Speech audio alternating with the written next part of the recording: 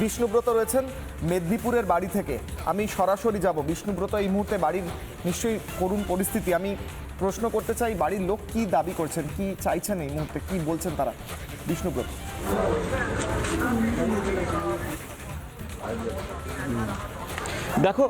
দেখো তার মা এই মুহূর্তে আমরা কুলুপতে আছি, চণ্ডীপুর 2 ব্লকে কুলুপ। আমি তাকে বাড়িটা একটু দেখিয়ে নিই।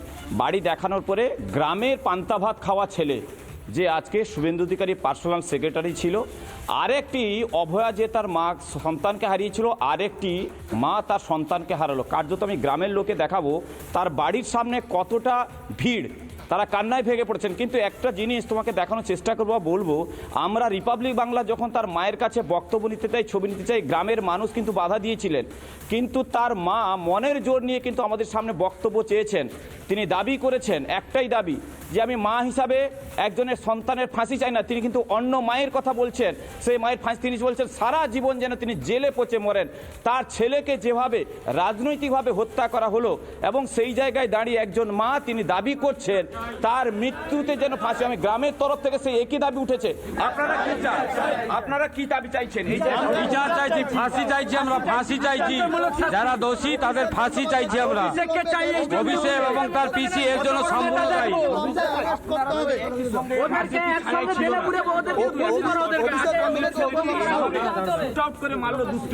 আর কত রক্ত চাই? স্থানীয়রা কি বলছেন আমরা শুনছি। একটু আগে বিষ্ণুব্রত কথা বলেছিলেন মায়ের সঙ্গে, চন্দ্রনাথের মায়ের সঙ্গে, কি বলেছেন তিনি শুনবো।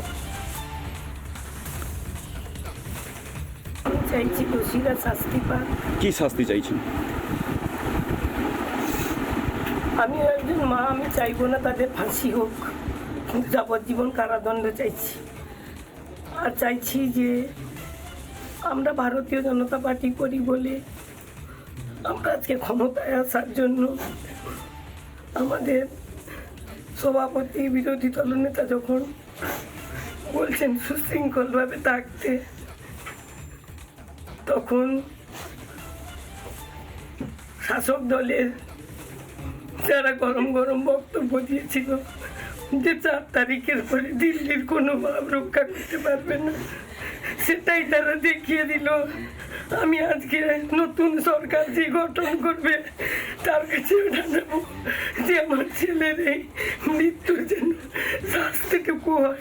আমার ছেলে যদি অ্যাক্সিডেন্টে কোনো অঘটন ঘটতো, আমার মনে হয় এত কষ্ট হতো না। তাকে যেভাবে কষ্ট দিয়ে এতটাইরা মারলো, তৃণমূলেরই সাজানো গল্প। কি কারণে মৃত্যু হতে পারে বলে আপনি মনে করছেন মা হিসাবে?